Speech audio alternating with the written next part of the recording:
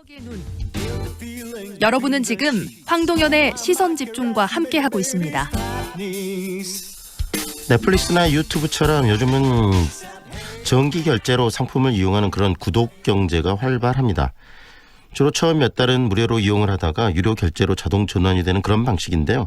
이 과정에서 의도적으로 해지를 방해하거나 또 유료 결제 전환을 고지하지 않는 그런 상술이 늘고 있다고 합니다.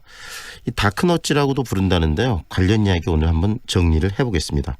CNI 소비자연구소 조윤미 대표 연결합니다. 안녕하세요, 대표님. 네, 안녕하세요. 네, 이 다크너츠 좀 생소한 부분인데 이 용어부터 한번 정리를 하고 들어갈까요? 이게 이제 너찌라고 하는 말에다가 이렇게 약간 부정적인 다크라고 하는 말을 붙여서 이제 만들어진 신조어라고 보시면 될 것 같은데요. 네. 너찌라는 의미가 뭐냐면은 팔꿈치로 슬쩍 찌르다, 뭐 특정 방향으로 살살 찌르다 이런 뜻이에요. 그래서 네. 강압하지는 대놓고 막 강압하진 않으면서 은근슬쩍 유도하는 그런 마케팅 기법을 이야기하는데 거기에 이제 다크가 붙으니까 좀 부정적인. 네네. 그렇죠. 예, 다크너찌 이렇게 하면은 은근슬쩍 소비자들을 속이거나 또는 눈에 보이지 않지만 어떤 강압적인 방법을 이용해서 소비자가 비합리적인 어떤 소비를 하도록 유도하는, 그러면서 기업은 이제 이익을 얻는 뭐 이런 방식을 이야기합니다. 그래서 예를 들어 긍정적인 측면에서 보면은 너찌 마케팅에서 대표적인 게 뭐 카드 같은 거 자동이체 신청하면 1, 2% 할인이신다든지 그걸 살짝 자극을 주는 뭐 이런 거를 우리가 너찌 마케팅 이렇게 표현하는데, 다크너찌는 이런 걸 활용해가지고 소비자들이 뭔가 더 추가적으로 비용을 지불하게 한다든지 뭐 비합리적으로 뭘 하게 한다든지 이런 걸 의미하는 거죠. 소비자를 위하는 것처럼 이야기하지만 실질적으로 소비자들의 주머니를 좀 더 보이지 않게 뽑아가는, 그렇습니다. 주머니에서 돈을 좀 뽑아가는 그런 방식이 다크너찌일 수 있겠는데요. 네네, 그렇습니다. 구체적으로 네네. 우리 그 생활 속에서 어떤 식으로 다크너찌들이 일어나고 있는지 좀 사례를 들어서 설명을 해 주십시오. 이제 최근에는 여러 가지 이제 모바일이라든지 이런 데서 콘텐츠를 이렇게 소비하는 정기적인 결제 방식들이 굉장히 많잖아요. 네. 근데 이거를 해지를 어렵게 만드는 거예요. 해지를 약간 방해하는 거. 그게 이제 가장 대표적인 거라고 볼 수가 있는데, 예를 들면 가입할 때는 뭐 굉장히 쉽게 이렇게 가입할 수 있도록 여기저기다 막 창을 해놓고 막상 해지하려고 하면은 어디 가서 해지해야 되는지 찾기가 어려운 경우. 굉장히 많이 보시잖아요. 네. 이런 게 아주 대표적인 다크너치 사례라고 보실 수가 있고, 네. 그 다음에 압박 판매 또 다크너치 하나입니다. 예를 들면 홈쇼핑 같은 데서 아마 많이 보실 거예요. 네. 매진 임박 뭐, 예, 뭐 이 구성은 이번에 마지막입니다. 막 이러면서 이렇게 은근히 소비자가 어떤 압박감에 의해서 이번에 안 사면 손해 보는 듯한 느낌을 받게 하는. 그렇습니다. 그런 네. 방식. 그게 이제 다크너치의 그 방식 중에 하나고요. 가격을 약간 오인하게 하는 것도 아주 대표적인 사례예요. 네. 그러니까 예를 들면 최저가가 있고 최고가가 있는데 가장 낮은 가격을 제시를 해놓고 5만 원입니다 해놓고 막상 들어가서 서비스를 선택해서 쓸만한 걸 결정을 하면 그보다 몇 배 되는 가격이 나온다든지, 그래서 이렇게 소비자가 처음에 들어갈 때 오인을 하도록, 가격을 오인하도록 만드는 거, 이런 것도 다크너치 아주 대표적인 사례입니다. 네. 들어보니까 우리 생활 속에서 굉장히 쉽게 그리고 자주 노출되고 있네요, 우리들이.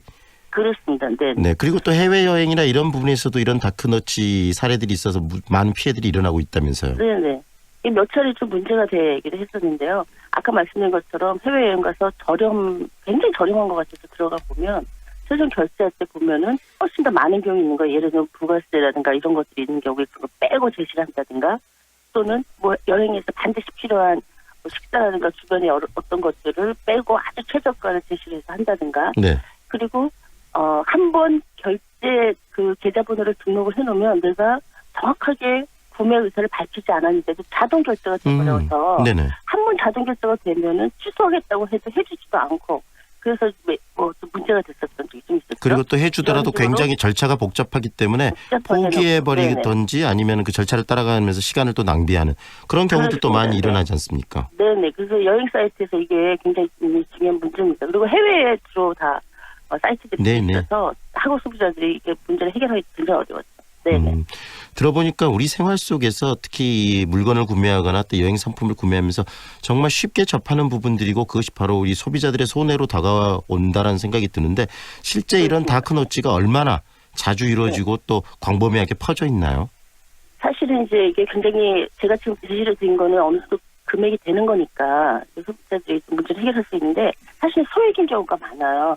그러니까 예를 들면 뭐 음원을 결제를 하는데 음원은 한 달에 1,000원, 2,000원 정도 소액 결제를 하는 경우들이 많은데 그런 경우들은 굉장히 광범위하게 퍼져 있습니다. 그런데 소비자원이 좀 금액이 큰 거, 소비자들이 소비자원을 통해서 문제를 제기할 정도로 금액이 좀 큰 것들을 중심으로 조사를 이번에 한 것 같아요. 2017년부터 네. 19년 10월까지 한 77건 정도를 이제 이번에 분석을 했는데 마찬가지로 해지를 못하게 어렵게 하는 해지 방해가 사실은 가장 많았습니다. 그런데 사실 소비자원에 상담이 들어올 정도면은 기업하고 이제 조정이 잘 안 된다든지 어느 정도 금액이 크다든지 하는 거기 때문에 일상적으로 보면은 파기되는 것보다 훨씬 더 많은 양이 실제로 다크너츠 소비자들이 크게 작게 손해를 보고 있다 이렇게 볼 수가 있을 것 같습니다. 대표님 이야기 들어보니까 정말 네. 광범위하게 퍼져 있고요. 나에게 있어서 소액이기 때문에 그냥 귀찮아서 포기해버리지만 그 액수가 전체적으로 합쳐지면 어마어마한 액수 아니겠습니까? 그렇습니다. 네. 그래서 사실은 이제 1, 2천 원 정도라고 하지만 어떤 경우에는 본인이 이제 결제를 해놓고 나서도 이게 유료화돼 있는지를 잘 몰라가지고 1년 이상을 계속 그 소액이 빠져나가는 사실을 잘 모르고 계속 돈이 나가는 네네. 근데 서비스는 전혀 이용하지도 않았는데도 불구하고 뭐 이런 경우들이 굉장히 많아요. 그래서 최근에 이렇게 아까 구독 경제 말씀해 주셨지만 뭐 음원 사이트라든가 네네. 또는 뭐 영화도 뭐 책도 이렇게 다운로드 받았습니다. 그렇죠. 이런 경우에 이렇게 자동 결제하는 경우도 굉장히 많잖아요. 그래서 금액도 좀 전체적으로 완벽하게 파악되지는 않습니다만 금액도 굉장히 크다 이렇게 볼 수가 있습니다. 전체적으로 묶어보면은 이 네. 다크너츠가 이 소비자들의 어떤 그 성향과 패턴을 잘 활용한 부정적으로 활용한 그런 가장 전형적인 케이스일 수 있겠는데요.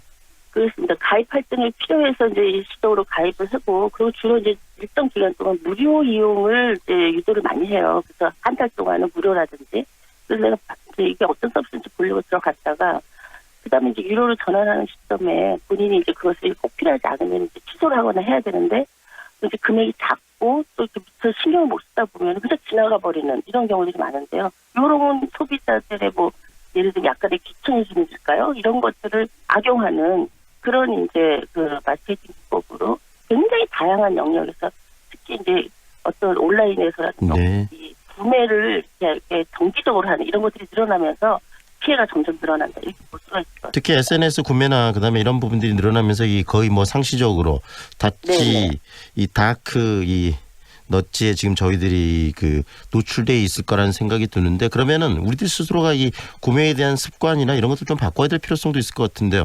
우리들 스스로가 인식하고 조심해야 될 부분에 대해서도 이야기를 좀 해주세요, 대표님. 그렇습니다. 일단은 문화체육관광부에 콘텐츠 이용자 보호 지침이 있습니다. 그래서 여기에는 유료화할 때는 반드시 소비자에게 고지를 하고 또 최근에 공정거래위에서는 동의 절차도 받아라 이렇게 지금 하고 있어요. 그래서 넷플릭스가 최근에 약관을 바꾸기도 하고 했는데 네. 어느 정도 지침 마련돼 있는데 이걸 기업들이 대부분 다 지키지 않고 있습니다. 그래서 소비자들이 우선은 고정적으로 나가는 본인 핸드폰 요금이라든가 또는 카드 결제 고지서 같은 걸 잘 들여다보지 않고 전체 금액만 자기가 파악을 하는 경우가 대부분이잖아요. 그렇죠.